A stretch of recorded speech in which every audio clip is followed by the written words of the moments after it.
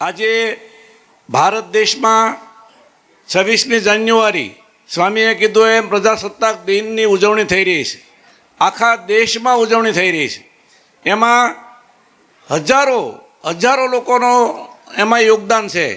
એમાં રાજકોટ ગુરુકુળનું ખાસ યોગદાન છે.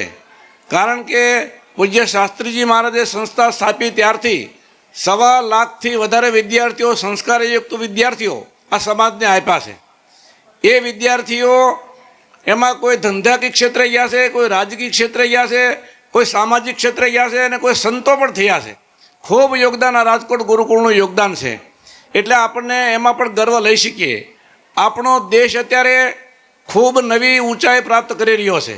નરેન્દ્રભાઈ મોદી સાહેબના શાસનમાં છેલ્લા 10 વર્ષમાં વિશ્વમાં ભારતનો ડંકો વાગ્યો છે, આપણે સૌ કોઈ જાણીએ છીએ.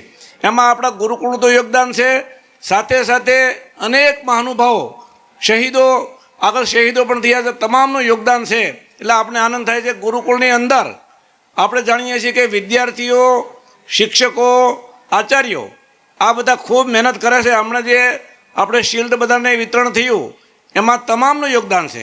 આપણા શિક્ષક મિત્રો પણ ખૂબ ગુરુકુળને નોકરી કરું છું એવા ભાવથી નહીં, પોતાનું ગુરુકુળ છે એમ માનીને સેવા કરે છે.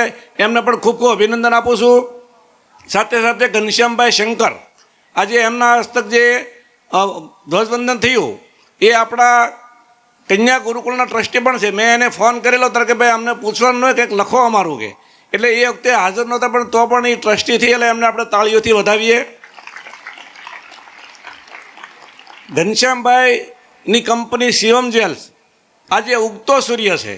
ઉગતો સૂર્ય પૂજાય એમ આવા વ્યક્તિઓ જો આગળ આવે તો સમાજને માટે કામ પણ કરે છે. એટલે આપણે ભગવાનને પ્રાર્થના કરી કે એમની કંપની ખૂબ આગળ આવે, ગુરુકુળ પ્રત્યે ખૂબ નિષ્ઠા રાખે છે અને વિશેષ ગુરુકુળ સાથે જોડાય અને એમને પણ પ્રોત્સાહન આપે એવી ભગવાનને પ્રાર્થના સાથે વિરમું છું. જય સ્વામિનારાયણ.